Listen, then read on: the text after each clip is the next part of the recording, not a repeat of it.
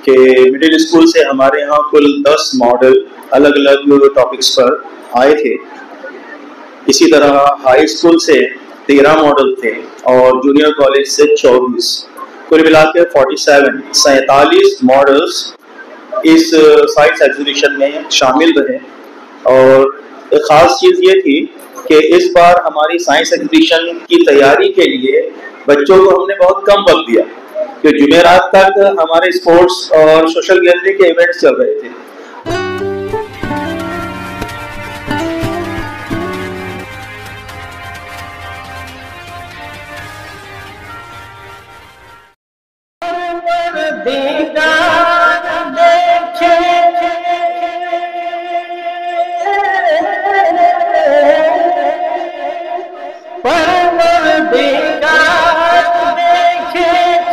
रस्ता संसार का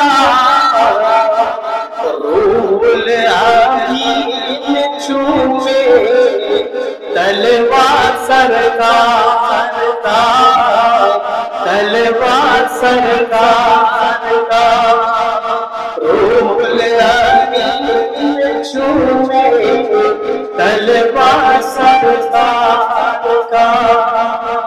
और मतलब साली में समझी वाले मौसम मिल मुदस्सिर है रुतबा सरकार का, रुतबा सरकार का मौसम मिल। आज जो बच्चों ने यहाँ पर मॉडल तैयार किए हैं अल्हम्दुलिल्लाह हर किस्म की, यानी इसमें फिजिक्स, बायोलॉजी, केमिस्ट्री और माहौलियात के हिसाब से भी जो आज की जरूरत है उन सभी को ध्यान में रखते हुए अलग अलग मॉडल तैयार किए हैं। इसमें एक तो एरोप्लेन का मॉडल बड़ा अच्छा मॉडल, और दूसरा एक रिन्यूएबल एनर्जी का, जो एक स्पीड ब्रेकर के ऊपर जब गाड़ी पास होती है और उसकी तो मूवमेंट पैदा होती है और उस मूवमेंट से तो बिजली तैयार होती है। ये भी एक बड़ा अच्छा अल्हम्दुलिल्लाह मॉडल है जो हमारे बच्चों ने तैयार किया है। ये बच्चों में एक अच्छी कोशिश है जो इंशाअल्लाह उन्हें आगे की सोच की तरफ लेके जाएगी। बहुत शुक्रिया। सदर जलसा मजलिस मुल्तज़मा के सदर हाजी जुल्फ़िकार अनीस साहब हैं और हमारे यहाँ मेहमान खुसूसी की हैसियत से तशरीफ़ फरमाए अलहाज वकील परवेज़ साहब, जो इस स्कूल के बुनियादी मुअल्लिम हैं और जमीयत अहले हदीस के काज़ी और तनवीर ग्रुप ऑफ होटल्स के मालिक हैं। वो हमेशा ही हमारे प्रोग्राम की ज़िनत के बाद जब तालीम हासिल कर लेंगे मजीद, तो उसके बाद में नासा जाएंगे, जो एक बहुत बड़ा साइंस लेबोरेटरी है और जहाँ दुनिया की बड़ी बड़ी इजाजत होंगी, तो वहाँ पर ये कारनामे अंजाम देने की सलाहियत रखते हैं। और इंशाअल्लाह हमारे यहाँ की तलबा जरूर वहाँ पर जाएंगे। तो थोड़ा मैं मासी में लेके चलता हूँ कि मासी में हमारे बुजुर्गों ने, मुसलमानों ने साइंस में जो दिया है उसे कुरान की देन थी। उन्होंने कुरान का मुताला किया और कुरान का मुताला करने के बाद में उन्होंने उससे जो तहकीक की और जो तज़किया निकाला उन्होंने, उससे उन्होंने दुनिया के अंदर बहुत जरिए से आप ये अच्छा इल्म हासिल कर सकते हैं। आप ये ज़हन से निकाल दीजिए कि आपको टीचर बनना है, आपको कोई कलर बनना है, बल्कि बहुत ऊंची सोच रखिए आप, तो इंशाल्लाह आप बहुत ज्यादा ऊंचे मुकाम पर पहुंच सकती हैं, जिससे न सिर्फ आपका खानदान बल्कि आपका शहर, आपका मुल्क और दुनिया का बहुत कुछ दे सकती हैं। शुक्रिया कि आपने खामोशी से मुझे सनीचर और इतबार ये 3 दिन में बच्चों ने सारी तैयारी की और अल्हम्दुलिल्लाह बहुत बेहतरीन मॉडल्स अलग अलग सब्जेक्ट पर यहाँ पेश किए गए। मिडिल स्कूल से फर्स्ट, सेकंड, थर्ड और साथ ही साथ 2 कंसोलेशन, हाई स्कूल से भी फर्स्ट, सेकंड, थर्ड और 2 कंसोलेशन, और जूनियर कॉलेज से फर्स्ट, सेकंड, थर्ड और 3 कंसोलेशन प्राइजेस दिए जा रहे हैं, जिसका ऐलान अभी हमारे सुपरवाइजर मैडम कर रहे हैं। स्कूल का कंसोलेशन प्राइज जाता है model number 25, model number 25 middle school से जो बच्चे हैं वो यहाँ पर सामने तशरीफ ले आए। इसी तरह दूसरा कंसोलेशन प्राइज है मॉडल नंबर 32 जो the parts of flower demo भी देती जा रही है, जिसके लिए जोरदार तालियां बजाइए। 700 कैश प्राइस है। Clean air carbon absorber model number 34 जो है न्यूरॉन्स नर्व सेल, ये कंसोलेशन प्राइस है। मॉडल नंबर 400 कंसोलेशन प्राइस है। मैं हमारे एक्स प्रिंसिपल जनाब आरिफ साहब से model number 48 waste water treatment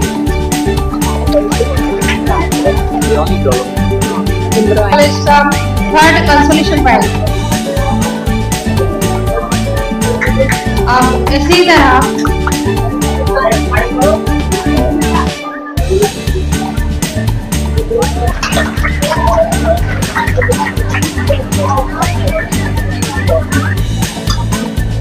वाले बच्चे जो हैं वो भी सामने तशरीफ। 41 electrical safety project 46 solar and वो भी आ जाए ज्यादा।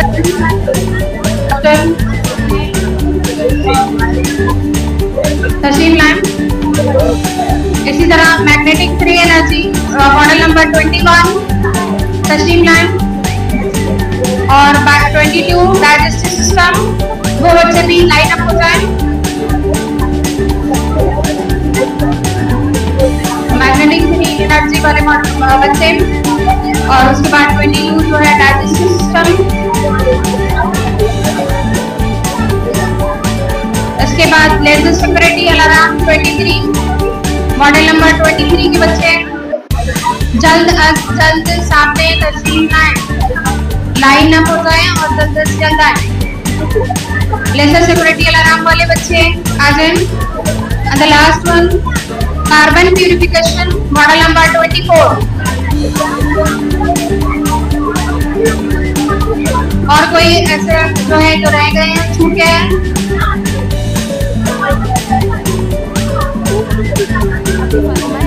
मैं 8वीं क्लास से हूँ। आज हमारे पास सबसे बड़ा माहौल की आलूगी है। जिस हवा में हम सांस ले रहे हैं, अगर वो हवा में ऑक्सीजन की कमी हो, जैसे कार्बन डाइऑक्साइड और सल्फर डाइऑक्साइड जैसी गैस ज़्यादा मिकदार में शामिल हो, तो इंसानी सेहत को बहुत नुकसान होता है।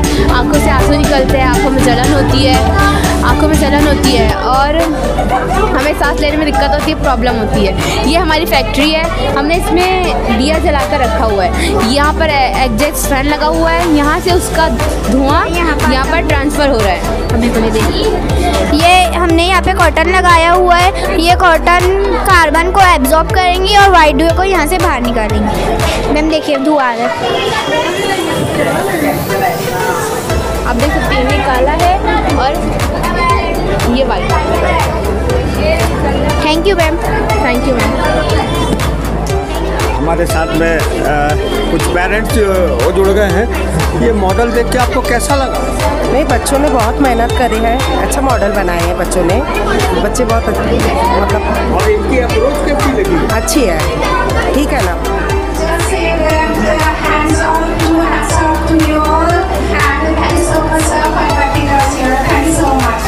बच्चे आपसे प्रेरणा जरूर लेंगे, आपके अल्फाजों को वो ये भी वो ये मान के चलेंगे कि हमें मैडम ने बहुत अच्छी बात बताई। अस्सलाम वालेकुम। Very happy to be here. Students ने बहुत मेहनत की है, हर एक का मॉडल बहुत अच्छा है, हर एक की मेहनत दिख रही है कि बच्चों ने कितना चीज़ें बनाई है, इतने अच्छे से एक्सप्लेन कर रहे हैं, हर एक को इन्हें एंथुसियाज्म से एक्सप्लेन कर रहे हैं। All the best to all the students, please keep up the good work and all the best for the future. मेरा सर सामने आए खूबसूरत सा शेर भी कि आप तशरीफ लाई तो माहौल सा निखर गया। वाकई बहुत खूबसूरत उनकी मुस्कुराहट है। आप तशरीफ लाई तो माहौल सा निखर गया, हर एक चेहरा खुशियों से जगमगा उठा। सगुन वाली साहबा के CA साहबा वो भी मौजूद है। माशाल्लाह उनका टैलेंट तो उनके साहबा का काम उससे ही जाहिर है।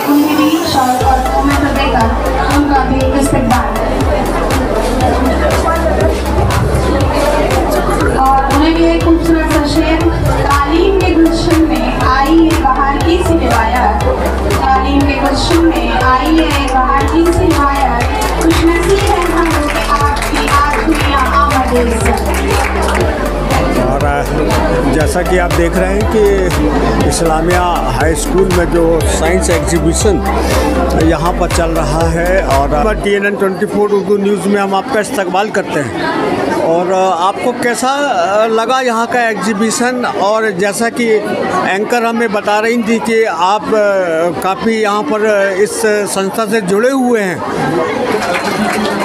Thank you very much. First of all मैं अल्लाह पाक का शुक्रिया अदा करने के बाद आपके मैनेजमेंट और परवेज़ साहब का शुक्रिया अदा करता हूँ कि जिन्होंने मुझे यहाँ आने का मौका दिया। और मैं यहाँ पे आके बहुत खुश हुआ हूँ क्योंकि मैंने करीब 37 इयर्स यानी एजुकेशन लाइन में वर्क किया। मैं एक गवर्नमेंट जूनियर कॉलेज से प्रिंसिपल के रूप में रिटायर्ड हुआ हूँ। और जो एग्जीबिशन है ये अलग अलग स्कूलों के लिए एक बहुत ही बड़ा प्लेटफॉर्म है जो आपकी मैनेजमेंट ने दिया है बच्चों को अपने आप को डेवलप करने के लिए। और आपने बहुत ही प्यारे प्यारे मॉडल बनाए जो बहुत ही इंस्पायरिंग है। लेकिन मैं आपको एक सजेशन देना चाहूँगा कि ये जो मॉडल है इसके बारे में और सोचें और अपनी ज़िंदगी में एक एम बनाएं कि हमें क्या बनना है, कौन सा साइंटिस्ट बनना है और कैसे बनना है। That is very important. मैं अपनी स्टेटमेंट को कंक्लूड करते समय हमारे भूतपूर्व प्रेसिडेंट के साथ का एक कोटेशन कोट करना चाहता हूँ कि उन्होंने कहा था कि सपने वो नहीं होते जो हम रात को सोते हुए देखते हैं, सपने तो वो होते हैं जो हमें कभी सोने। मैं भी ये चाहता हूँ कि आप भी ऐसे सपने देखें कि हमको ये बनना है। I want to become doctor, I want to become engineer, I want to become scientist. बस decide yourself and try to achieve it. Thank you. Sir, हम एक बात और जानना चाहते हैं कि आपको मॉडल सबसे अच्छा मॉडल आपको कौन सा पसंद आया? सबसे अच्छा ये एरोप्लेन क्रैश का मॉडल समझ में आया मुझे क्योंकि उन्होंने जो सोचा वो आपकी लेटेस्ट यानी वो था कि लेटेस्ट पॉइंट के ऊपर था। सारे मॉडल तो क्या थे था यानी रूटीन थे, लेकिन ये नया टॉपिक इन्होंने बनाया। और ये उनको मैंने यही कहा कि ये इसलिए बनाया आपने क्योंकि आपने क्या किया है, सोचा तो किया। लेकिन इसलिए सोचना क्या है बहुत ही ज़रूरी है। Thank you very much. मैं आपको भी कॉन्ग्रेचुलेट करूँगा कि आपने इतना अच्छा सोचा। Thank you. जहाँ पर आपको ग्रेड डिजाइन करनी होती है वहाँ पर ग्रेड कंसिडरेशन की आवश्यकता होती है, तभी वो सक्सेस होता है। और ये बात हवा में नहीं है। किसी साइंटिस्ट ने इस बात को लिखा था कि अगर आपको डिजाइन बहुत अच्छी बनानी है तो उसके लिए कंसिडरेशन बड़ा होना चाहिए और वो निश्चय ही उसमें सफलता मिलती है। अस्सलाम वालेकुम, मेरा नाम इफ़त फातिमा है और ये मेरे कलीग है अलीना, सफ़ा, अमीरा, जोया तस्कीन और तस्बिया कौसर। हम 12th C क्लास के स्टूडेंट हैं। हम इस्लामिया जूनियर कॉलेज में पढ़ते हैं। आज हम आपको बताएंगे अलगाए कैसे ज़िंदगी बदल सकती है। अलगी मतलब काही, जिसे हम सब अपनी ज़िंदगी में देख चुके हैं। ये है अलगी, आप इसे देख सकते हैं। आपने इसे कहीं ना कहीं देखा ही होगा। अब मैं आपको बताऊँगी कि अलगाई को हम उगाते कैसे, यानी कि काही को। ये है अलगी वॉल, जहाँ पे घरों के बाहर की दीवारों पर भी अलगी को उगाया जाता है। बड़े पैमाने पे अलगी का कल्टीवेशन होता है। अब हम अलगी को किस तरीके से इस्तेमाल करते हैं? हम अलगी को एज अ फूड भी इस्तेमाल करते हैं, जो कि बहुत ही ज़्यादा protein, vitamin, mineral, polyunsaturated fatty acids से नरिश होता है। ये है क्लोरेला वल्गारिस के टैबलेट्स, जो बहुत ही ज़्यादा नरिशिंग है। इतनी ज़्यादा नरिशिंग के लोगों ने इसे as a super food coin किया है। हम अलगी को यानी कि काही को खेतों में भी इस्तेमाल करते हैं, ऐसा बायो फर्टिलाइजर खाद की तरह इस्तेमाल करते हैं, क्योंकि काही से ना ज़मीन उपजाऊ बनती है, बंजर ज़मीनों को एक ज़िंदगी मिलती है। हम जैसा कि हम सब जानते हैं, काई ज़्यादातर नदी और नालों में ऐसे उगती है जिससे मछलियाँ अपना नरिशमेंट करती है, जिससे अपना खाना बनाती है मछलियाँ। अब हॉस्पिटल में यानी कि अस्पताल में हम इसे एज अ दवाई इस्तेमाल करते हैं, जिसके अंदर स्पाइरुलिना, क्लोरेरा वर्गारिस, डायटम और रेड अलगाए इंक्लूड होती है। ये कुछ ऐसी तरीके की अलगाए हैं जो हम दवाइयों की तरह इस्तेमाल करते हैं, जिससे एंटी कैंसर की मेडिसिन बनी सकती है, मतलब जानलेवा बीमारी कैंसर की भी दवाई काई से बनाई गई है।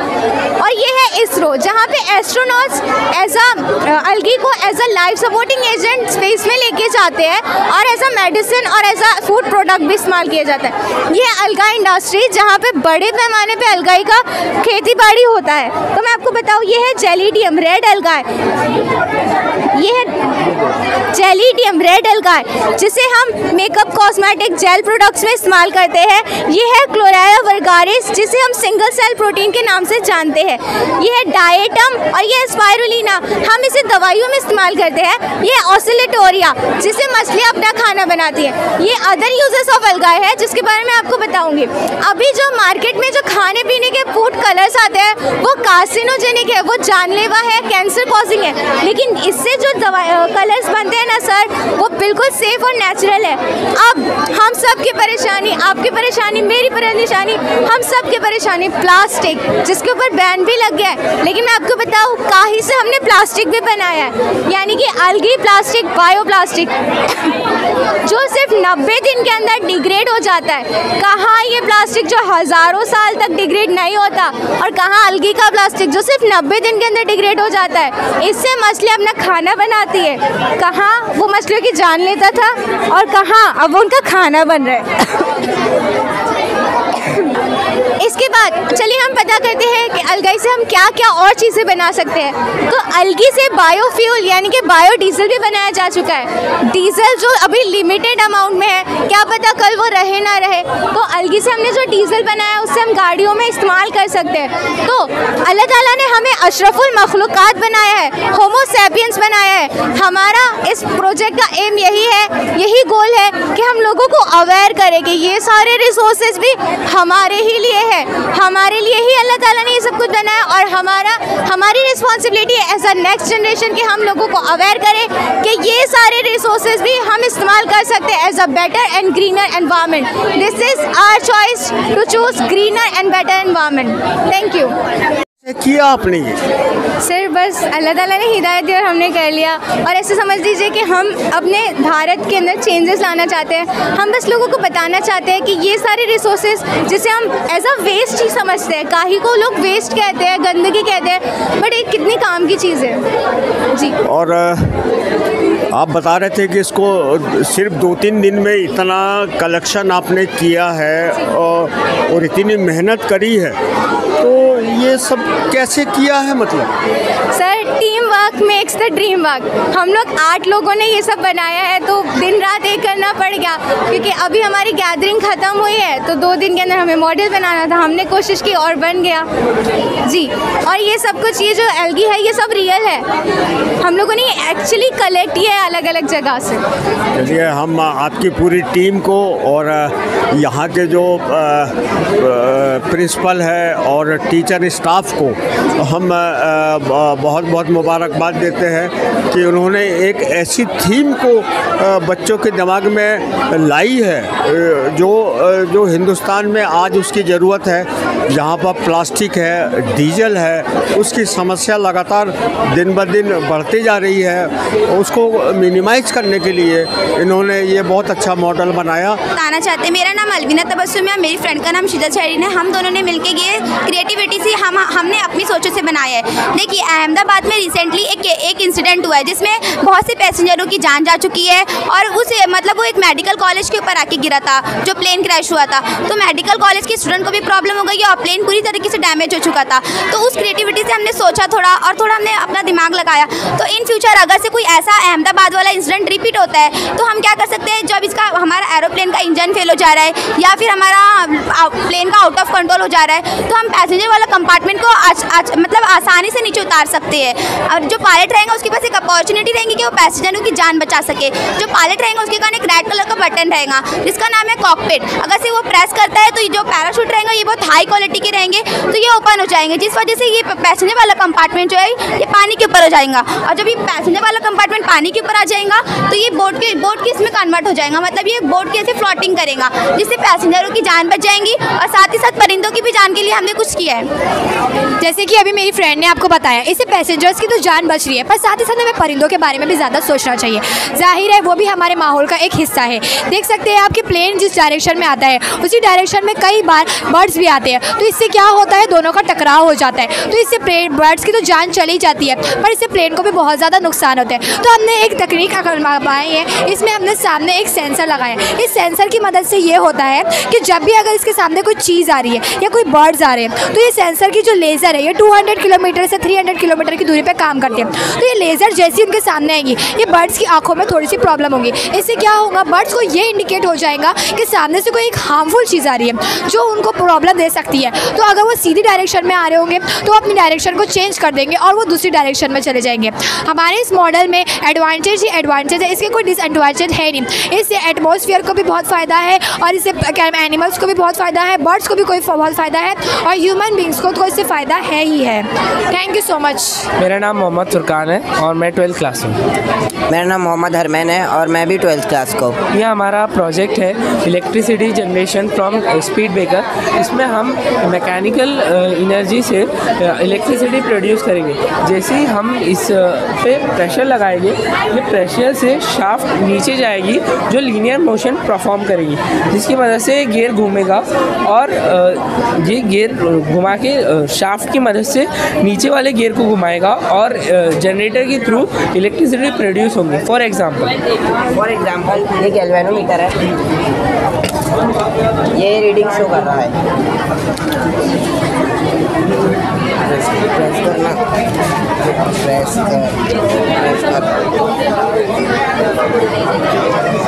ये दिखने में इतना आसान है मगर जो इसके पीछे का मकसद है वो बहुत ही ज़्यादा बड़ा है। अगर हम आज की तारीख में देखें तो जो हमारे घर में इलेक्ट्रिसिटी आती है, जो बिजली आ रही है, वो आती है फ्यूल कंबशन की वजह से। और जो फ्यूल कंबशन है वो होता है कोयला, पेट्रोल, कच्चा तेल। अगर वो जलता है तो जब जाकर हमारे घर में इलेक्ट्रिसिटी आती है, सबसे पहले तो उससे पॉल्यूशन बहुत होता है और उसके बाद जो हमारी मादनियात है, ज़मीन अर्थ क्रस्ट के अंदर की जो मादनियात है जैसे कच्चा तेल, कोयला, वो बहुत ही तेज़ी से ख़त्म हो रहा है। अगर हम चाहते हैं कि हमारे आगे वाली जनरेशन, मतलब जो हमारे आगे में बच्चे आएंगे, अगर उन्हें हमें दिखाने का है कि ये कोयला होता है, ये पेट्रोल होता है, तो हमें एक ऐसी चीज़ की ज़रूरत है जो पूरी इको फ्रेंडली हो, जो वातावरण के साथ कुछ खिलवाड़ ना करे। ये हमारा मॉडल है जो इको फ्रेंडली है, ये बिना कोई फ्यूल कंबशन के, बिना कोई पॉल्यूशन के ये बिजली पैदा करता है। हम इसे सिर्फ स्पीड ब्रेकर की जगह नहीं, हम इसे हर चीज़ की जगह इस्तेमाल कर सकते हैं, जैसे जगलिंग पार्क्स, रोड्स एंड जहाँ भी जितनी ज़्यादा गाड़ी जाएंगी उतनी ज़्यादा इसमें इलेक्ट्रिसिटी प्रोड्यूस होंगी। स्प्रिंग वगैरह कहाँ चला है? ये पूरा ही स्क्रैप से बनाया है हमने। ये जो स्प्रिंग है ये गाड़ी से निकाले हैं हमने, और ये जितना भी चीज़ें हमने सब चीज़ काटा है मेजरमेंट करके, जितनी भी जैसे ये है इसको गाड़ियों में से निकाल के हमने इसको काट के लगाया है, मतलब पूरा ही हमने स्क्रैच से बनाया है। जैसे हमने ये कोशिश की कि कम से कम पैसे में कुछ ऐसी चीज़ बने जो हमारे लिए फ़ायदेमंद हो, जो इंडिया के लिए फ़ायदेमंद हो।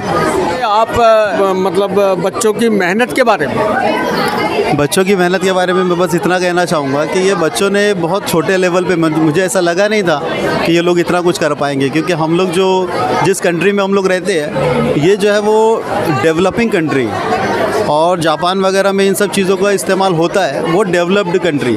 तो अगर ये ऐसी यंग सोच जो है वो आगे बढ़ेगी तो इंशाल्लाह फ्यूचर में ये बच्चे जो है वो इनके ऊपर सही मायनों में जो है वो काम करेंगे।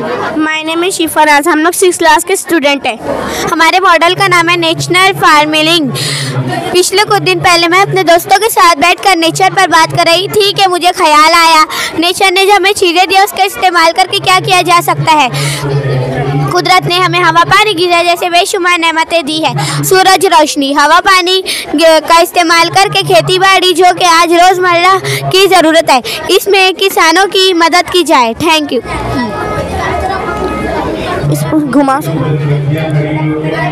इस मॉडल में ये दिखाई दे रहा है कि किस तरह बारिश के मौसम में छत से गिरने वाले पानी को जमा करके उसको इस्तेमाल करते हैं। छत पे मौजूद सोलर गर्मी के मौसम में धूप को जज्ब करता है और ये बिजली तैयार करता है और ये बिजली पानी की मोटर को चलाती है।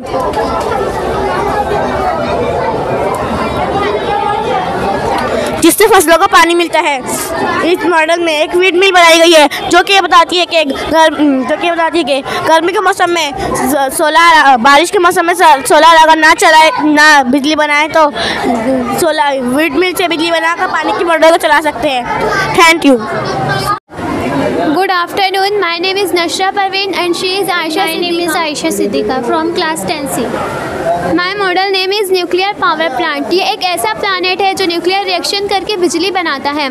इसका वर्किंग ये है कि इसमें ये कॉन्टेनमेंट बिल्डिंग ही मेन प्रोसेस होता है। यहाँ पर रिएक्टर है जो यूरेनियम्स को तोड़ता है जिसकी वजह से हीट जनरेट होती है और हीट इसके अराउंडिंग वाटर ट्यूब होता है। हीट की वजह से वाटर स्टीम में कन्वर्ट हो जाता है और फिर स्टीम पाइप के ज़रिए टरबाइन बिल्डिंग में जाता है और फिर स्टीम टरबाइन को और जनरेटर को घुमाता है जिसकी वजह से जनरेटर के ज़रिए इलेक्ट्रिसिटी बनती है और फिर वायरिंग के ज़रिए ट्रांसमिशन में ट्रांसफ़र होती है इलेक्ट्रिसिटी। फिर ट्रांसमिशन के ज़रिए इलेक्ट्रिसिटी हमें ट्रांसफ़र होती है और ये है कूलिंग टावर। स्टीम इसमें जाती है और फिर स्टीम ठंडा होकर वापस वाटर में तब्दील हो जाती है और वाटर वापस रिसाइकल में रिपीट होती है।